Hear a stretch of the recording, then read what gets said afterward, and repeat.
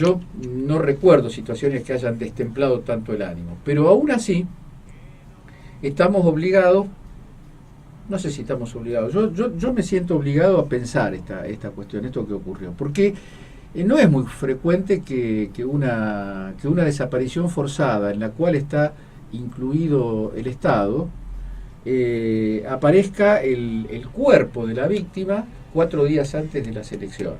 Eso, si uno descree de las casualidades, aunque uno creyera en las casualidades, pero las cosas que ocurrieron desde el 1 de agosto o desde el 31 de julio en adelante, dan como que no cierra por ningún lado la aparición. Después de 78, 79 días de desaparecido el cuerpo, aparece 3 o 4 días antes de las elecciones. Es una palabra política. La aparición del cuerpo de Santiago Maldonado es una frase política, es un mensaje político. Uh-huh. Y entonces uno dice, bueno, pero ¿en qué condiciones aparece? Todos los analistas, las personas expertos en las cuestiones de pericias, tanto como los analistas políticos, coinciden de un modo enfático en que ese cuerpo fue plantado. Ese cuerpo no estaba ahí, es una cosa ya muy evidente. Entonces, 4 días antes de las elecciones se planta un cuerpo. ¿Dónde se planta un cuerpo? Vamos a seguir la ruta. ¿Dónde se planta el cuerpo? En un territorio absolutamente controlado por la Gendarmería y por el Ministerio de Seguridad de la República Argentina. No es un intendente, no es un responsable de barrio el que tiene el control operativo del sitio que rodea el lugar del río donde apareció el cuerpo de Santiago. Entonces uno dice, pero entonces ¿cómo es esto?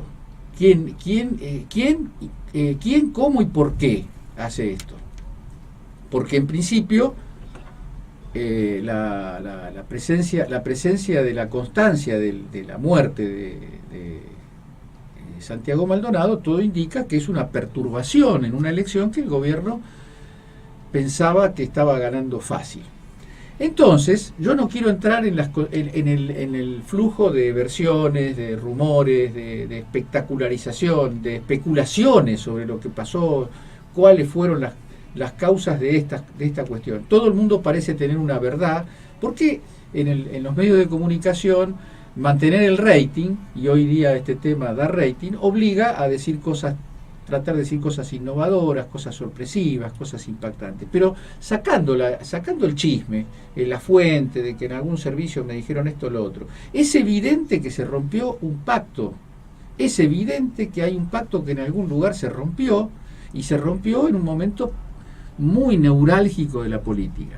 Entonces, o se rompió el pacto entre Gendarmería y gobierno, o algún pacto interno en el gobierno, o algún sector de Gendarmería, en algún lado esa cadena, eso que funcionó monolíticamente durante 78 días se rompió.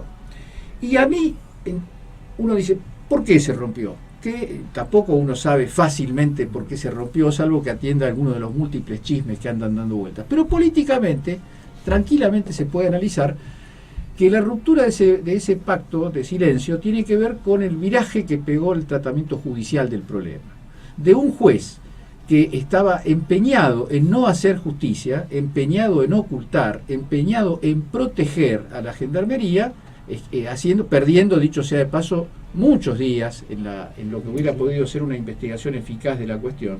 Porque obviamente el juez intercambiaba, conversó bastante con el señor Nochetti, que es otro personaje clave de esta historia, que es el hombre de Patricia Bullrich, que condujo la operación, porque la situación de Santiago Maldonado no es una situación que lo encontraron en la calle y le pegaron. Santiago Maldonado estaba formando parte de un movimiento de masas, de un movimiento de solidaridad con un sector de un pueblo originario. Entonces hay que ir para atrás y ver cómo fue posible que sin orden judicial se interviniera, se entrara en el territorio, en la comunidad, y violando obviamente cualquier noción de justicia.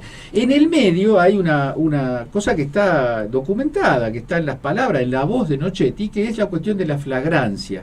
La flagrancia quiere decir que estando el delito a la vista y mientras se produce el delito, hay ciertas garantías procesales que se consideran innecesarias porque se está produciendo el delito y hay que frenar la comisión del delito y si es posible evitar la comisión del delito. La flagrancia se le aplica en este caso, se provoca a la comunidad, a la comunidad mapuche, se espera que caiga alguna piedra, o se tiran ellos mismos la piedra, como hicieron en la manifestación de Plaza de Mayo, donde metieron cérvices para después llevarse decenas de personas presas. Todos sabemos que los servicios y la fuerza de seguridad tienen esos recursos.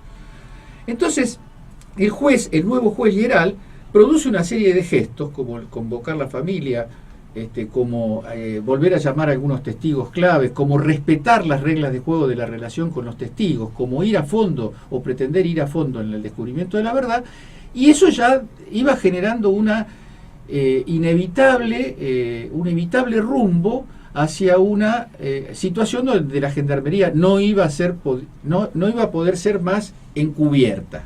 La acción de la fuerza en sí misma no podía ser más encubierta. El gobierno iba a tratar de poner distancias, no sé cómo, ¿no? Porque la ministra Bullrich no ayudó al gobierno en todos estos, en estos más de 2 meses, no ayudó a poner distancia entre el gobierno y Gendarmería, porque parecía más la jefa de Gendarmería que una ministra del Poder Ejecutivo. Entonces, el hecho es muy grave. Yo quisiera definirlo como una profunda crisis político-institucional. Que se reconozca o no se reconozca, en la Argentina hay una profunda crisis político-institucional. Y que esto no es una frase dicha, pensada en términos de las elecciones del domingo. Yo quiero ser franco, en este punto del análisis a mí las elecciones del domingo me dejaron de importar. Porque lo que ocurrió en la Argentina es la reaparición de un símbolo profundo y terrible de la historia argentina.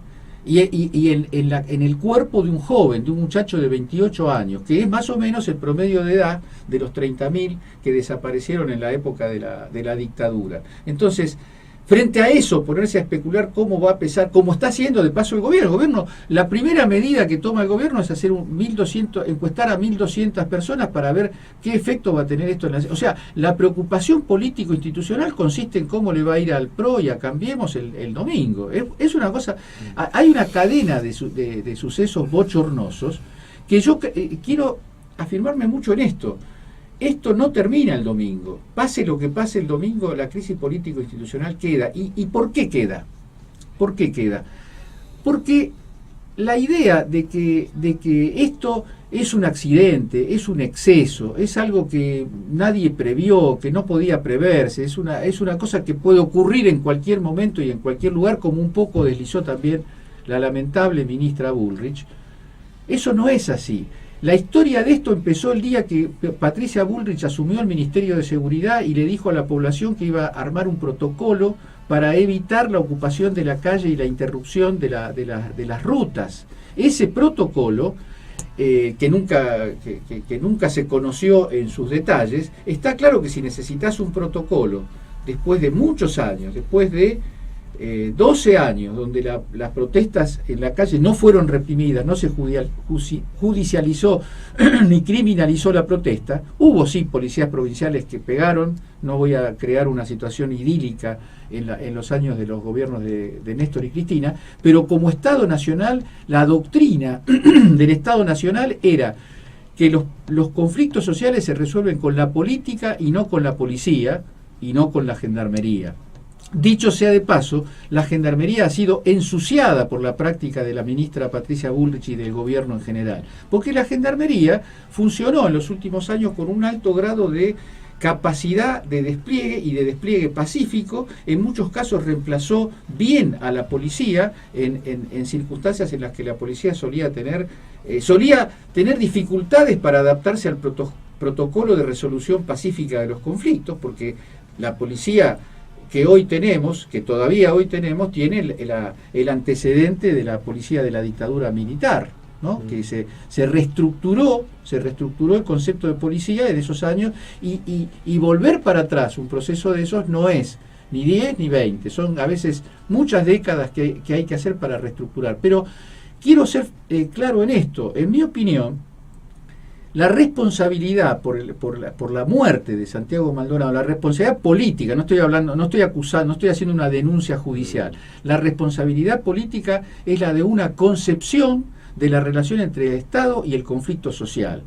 Y dentro de esa relación particularmente grave, la circunstancia del acontecimiento de Santiago Maldonado, vinculada a una defensa rabiosa que está haciendo el Estado Nacional, a una defensa rabiosa que está haciendo el Estado Nacional de las tierras, de los propietarios de tierras, de los propietarios de grandes extensiones de tierra, muchos de ellos, algunos de ellos muy connotado amigo del presidente, y de un proceso de reestigmatización de las comunidades originarias, un regreso conceptual, ideológico y cultural al genocidio del siglo XIX.